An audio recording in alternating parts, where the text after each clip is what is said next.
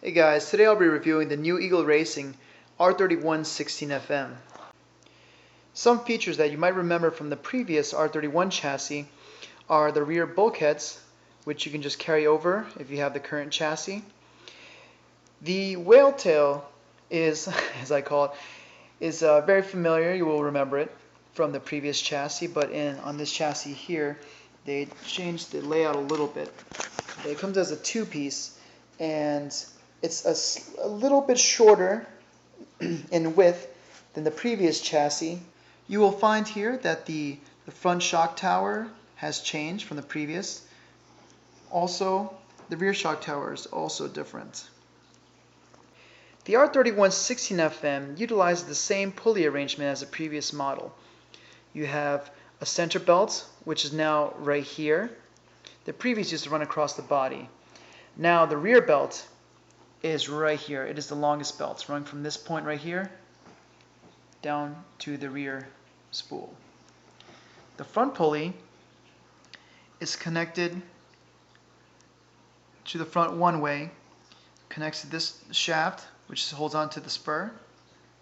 Then goes from then on the same shaft, it travels on the center down to this point.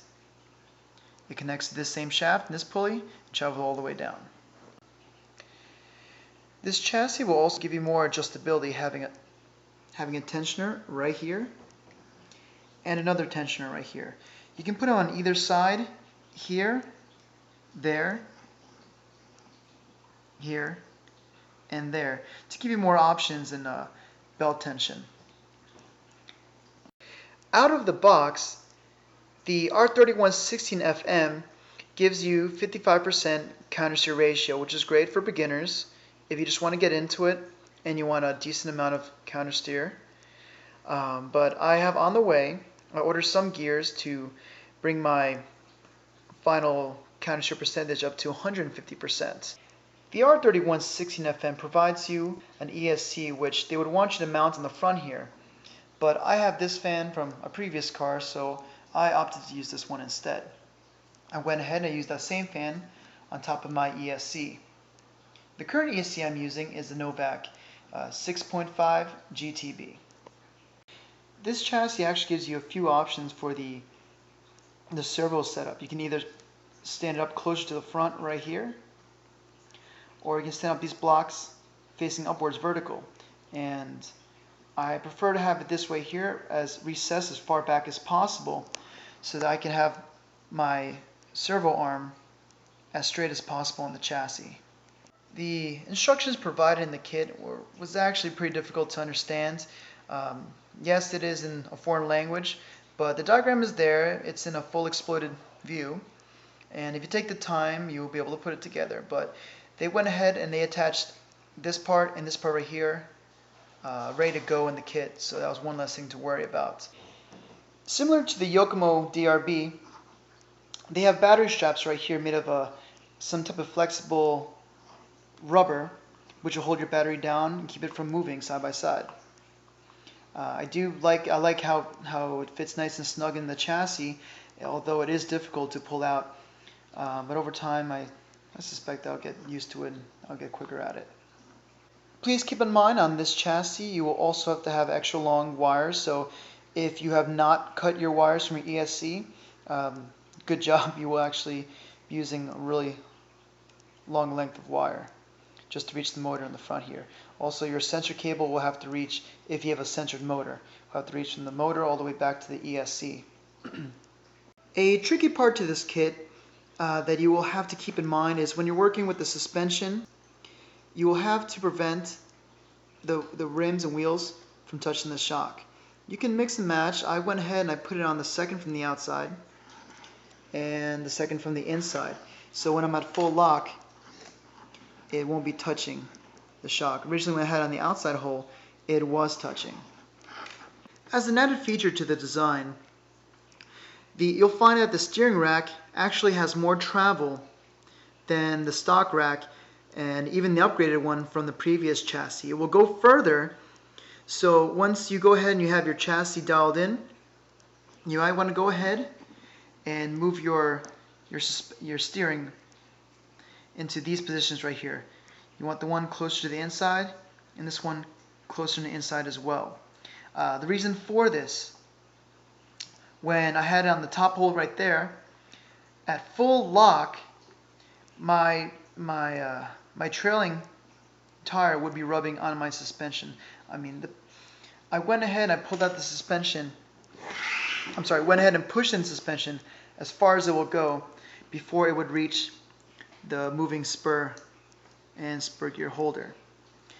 This is probably as far as you might want to go in a safe proximity to the spur without it hitting. An additional step you might want to take in updating the steering so you get as much lock as possible is you'll find that if you have the 13-degree caster hubs, that there will be some binding issues on the steering knuckle and the suspension arm down here.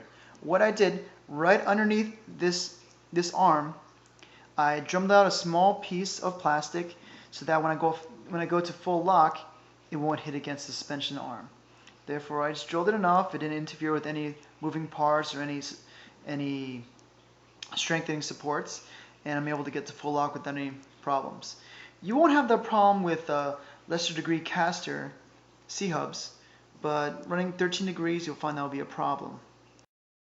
I would also like to mention that if you're using the stealth mounts of the Velcro kit, you will actually find that the current front body posts are a little bit further than the stock arrangement. I went ahead and used a longer screw that I had in my little toolbox, and I put them on both sides. I put a little nut right there and there to hold everything nice and snug so it's not sliding around.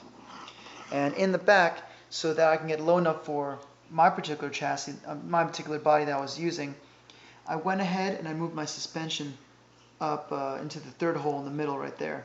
So I'm able to run my rear adjustable body post through the same hole right here, which would normally house the suspension. Originally I was going to run my suspension in that hole where this is currently being used, but for all intents and purposes, I wanted my body to fit my chassis as best as possible. So at this point right now in time, I'm sacrificing form over function. The only parts that you will need to carry over from your current R31 are the suspension components, which involves the suspension arms of both sides, the suspension blocks, the suspension axle. You also need your CVD axle. You'll need your turnbuckle adjustability. You'll need your current shocks. This front bulkhead you will also have to take from your R31.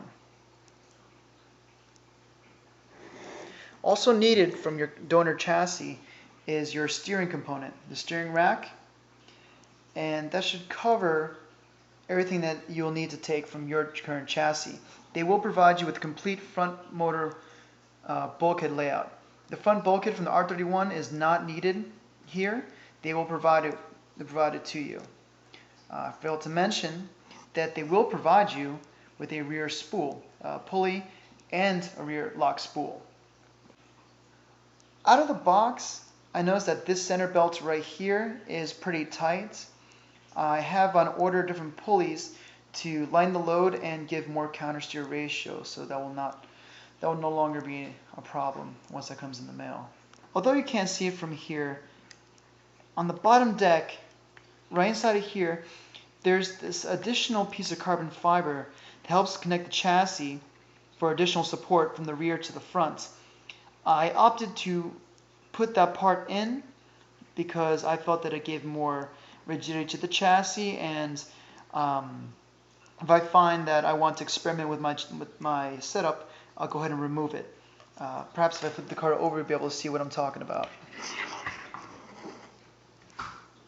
Okay, I guess you'll see right here where you can see right here that there's a slit cut out into the chassis. What this does, that if you opt not to use that centerpiece that connects the two, it will give your chassis more flex. So if you do require it for your countersteering setup, you can go ahead and remove that little bit that connects these two parts together. I thought that was a neat little addition they gave as an option to you, but I went ahead and installed mine for added rigidity just in case. I don't want anything breaking in half. I don't know how weak the chassis or how strong the chassis is just yet. I've only tested it out in the garage. Like most chassis, the front bumper is held down with 3 screws right here, here, and here. If you do need to remove any components in the front motor area, for example, if you need to change out, if you have to change out the spur or the pinion on the motor, you can easily do so by removing those 3 screws and take off the bumper. Overall, I have to say the chassis looks really good. I tested it out in my garage. Currently, I have 100% counter steer, and I'm already loving the handling of the car. Having the motor in the front gives it more of a realistic car handling characteristic. The battery in the rear helps to stabilize the rear. And with this being the current chassis available on the market, and at such a great price, I can see many people picking up this chassis. Also in the future, if you do decide, I might turn the car into a complete rear-wheel drive car. Because I have the motor in the front, it helps keep the front planted and helps the steering. I have to admit that Eagle Racing has put together a great conversion. Everything fits up nicely. You can't really tell from the video, but the blue actually looks a lot better in person. It's a bit lighter in color, and it goes well with the current R31 upgraded components from Broadtech Racing. Eagle Racing is 10 times better than R2 Hobbies. I still will buy R2 Hobbies just for random little components like shafts or even rims too, even though that they're kind of flimsy and will get a wheel wobble eventually over time. But the R31-16FM for, was it $118 plus shipping, is a great buy. I would recommend to anybody. Everything is beautiful, lines up. You don't have to worry about any quality issues. Okay, if you liked the video, please subscribe. I'll be posting up a video soon of this specific chassis in action, actually tomorrow night when I go to Track Taco.